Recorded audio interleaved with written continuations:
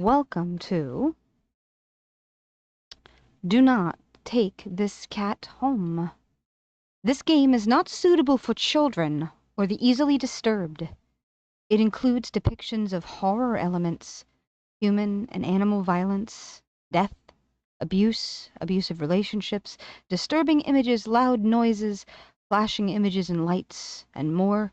Individuals suffering from anxiety, depression, or certain fears and phobias may not have a safe experience playing this game or watching my stream right now. For a full list of content and trigger warnings, go to the About section in the game's main menu. I have not checked that out. So if you are especially fearful, please take care of yourself. Couldn't have said it better. Save. Okay.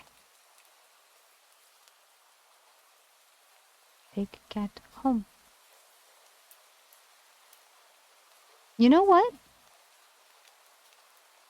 You reach into the box and pick the cat up, holding it out in front of you. Why not? Oh, you're all alone, and, well, I'm kind of in the same boat myself, so... You bring the cat close. You didn't realize it was shivering until just then, but it slowly breathes easier as it presses into your chest. Why not stick together, right? At least for a little while. You think a little while will probably be more like a day. You'll be responsible and take it to a shelter tomorrow. But for now, let's get you out of the rain, okay? You stop by a small local pet store for some cat food and head back home. No litter box? You live in a modest apartment. 1 bedroom, 1 bathroom, 1 you living alone in it. So it feels weird having another living being inside it after so long, even if it is just a cat. After locking the front door and placing the cat on the floor, you watch for a moment as it curiously explores the new environment.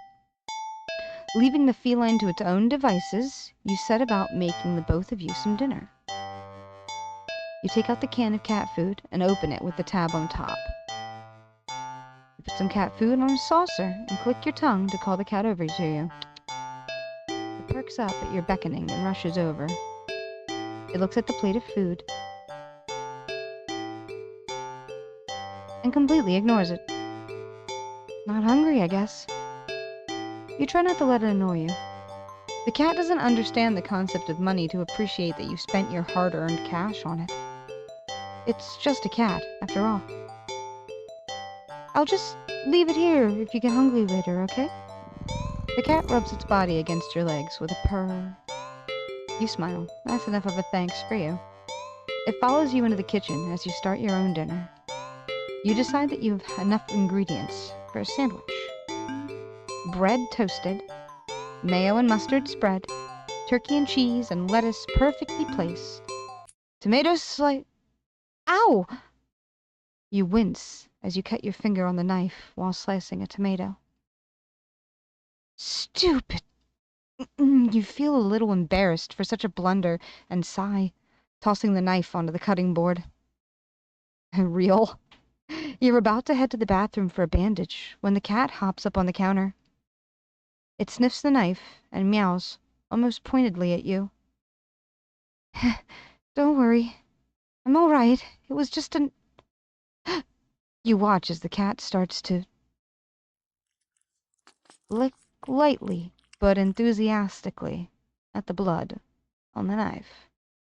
At your blood. You are so shocked by the time you come to your senses, the knife has been completely licked clean. The cat sits back, staring at you.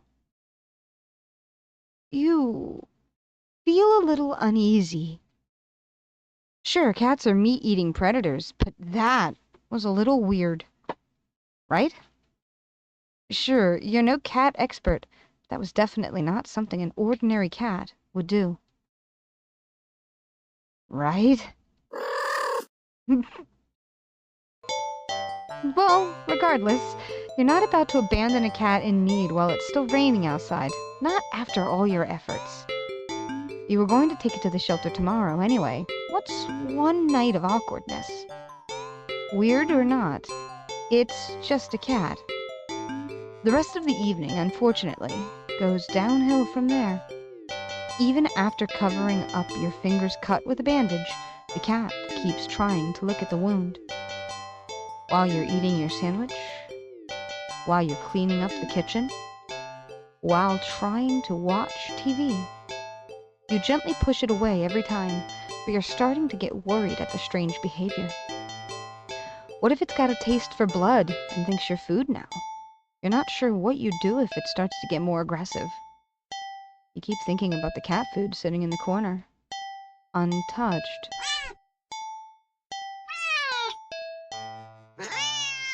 Oh. Ugh, come on, enough already! You shove it away a little more forcefully this time, out of annoyance. You feel bad immediately, but before you can do anything, the cat meows sharply at you and dashes off around the corner and into the hall. You sigh deeply. At this point, you're just worried that it's going to take a bite out of you in your sleep. Maybe a vet will have an idea on how to calm it down? You can only hope. You don't have many other options left other than tossing the cat out in the rain. After finding a number of the local vet, you pick up the landline and the lights just went out? Great. Just great. Rain must have knocked out the power. You check your cell phone, only to find that it's out of batteries. You must have forgotten to charge it before leaving out earlier. The outing had been so spur of the moment that it had been no doubt messed with your usual routine. You grab a flashlight and turn it on. It's quiet. It's too quiet. Did the rain stop? But then, why did the power go out? You look outside. The sky is pitch black. What time is it? You turn to check the clock. Huh. The cat sits on top of your digital clock, staring at you. Thinking now, you realize the clock shouldn't be working at all with the power outage, but the numbers are lit up and going completely haywire. The cat stares at you. It's completely still. You'd think it was a statue if you didn't know any better. It's not giving off any indication that it's alive. It's not blinking. It's not even breathing, but its eyes. This isn't normal. You're afraid. You want to run, but you're too afraid of letting the cat out of your sight. You consider tossing the cat out after all. But as soon as the thought enters your head, you feel a sharp urge to vomit. Those eyes, its eyes hold you still, even with your flashlight trained on it. Its pupils are large, round, inky pits. The flashlight flickers.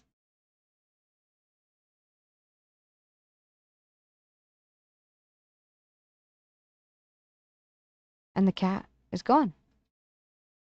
Fear immediately grips your mind. The silence, punctuated with the rapid pumping of blood in your heart, is overwritten as your ears slowly start to pick up the sound of static all around you. How is the clock working with no power? You don't know why such a question matters at the moment, but you feel as if having the answer will make sense out of everything that's happening. That order will be restored. But no answer comes to mind. You back away from the clock and feel as if the air itself coils tightly and abruptly in response, like a predator prepared to pounce, but waiting for your next move. But you're afraid to move. You're afraid to even take a breath.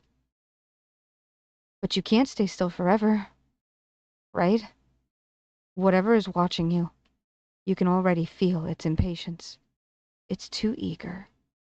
You don't know how you know this, but you can sense it as clearly as if it had whispered, "Let's play," right into your ear, right into your soul. It won't let you wait it out. Not that you could, even if it did. You can't stay here. You have to run. With this thought, a sudden primal instinct awakens within you, making you tear yourself into a hasty burst of movement, of action. But you're still weak from the fear's grip on your mind. Your legs tangle under you in your haste, and you fall to the ground. A sharp pain explodes in the center of your foot. Ah! At first, you think you've broken your ankle, but something warm and wet trickles down the length of your foot, pooling underneath it. You hear the sound of metal scraping on tiles after skidding across the floor, as if it had been kicked. Winded from your fall, you look up in a daze and see the object glinting in a strange light coming from outside. The light pouring in from your now open front door. Thoughts of how, when, who, what, in regards to your inexplicably open door screech to a halt, as your brain finally identifies the metallic object you've been staring at. It's your kitchen knife. It's still tinted red from your earlier blunder, but that's not right. Wasn't it completely licked clean by the... You gulp dryly at the pain in your foot. You barely have time to wonder how the knife ended up on your living room floor to be stepped on, instead of resting on your cutting board in the kitchen where you'd left it. When you spy something in the darkness, just beyond the knife, it spies right back at you. A pair of glowing golden eyes come forward as the cat emerges from the shadows into the light from your doorway. It pads lightly over the knife, as if skipping in delight. It bends down to lap the blood dripping from the blade. Ah! Your senses slowly begin to overwhelm you. The chill of the air as it starts to suffocate you under its weight. The sound of your shaky breaths discordant against the static now piercing your skull. The dryness on your tongue spreading to your throat.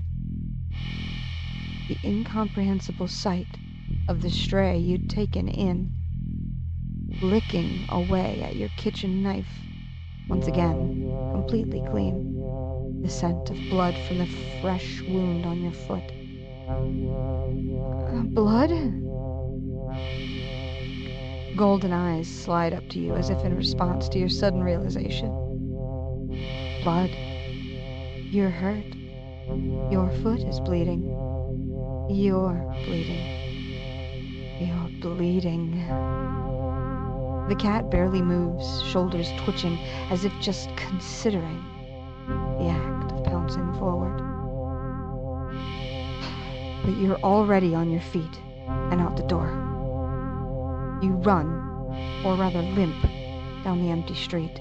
The sky is black and bleeding red, but there is a strange white light emanating from nowhere that casts everything else in white. The houses, the trees, the road, even you. Everything except your blood. You can just barely glimpse the bloody imprints your injured foot leaves in your wake with every impact it makes with the ground. It hurts. It hurts. But you can't stop. You don't stop. Not when the shadows grow around you. Not when you feel the gaze of eyes all over you. Not when the road ahead of you is darkened by a long shadow of something behind you. Even then, you don't stop running, because if that's the cat right there ahead of you, then what in the world is behind you. Oh. Okay.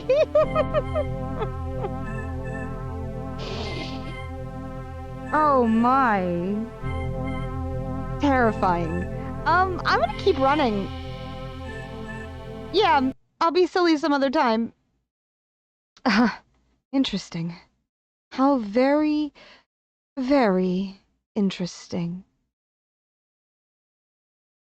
Ending 0. It begins. I got this game on Itch.io. I saw another playthrough pop up on my YouTube feed, and I thought, this game must be great. Didn't watch it. Didn't...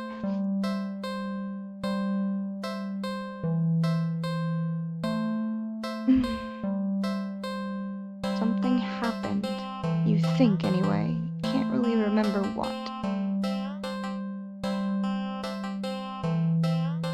There are 40 endings?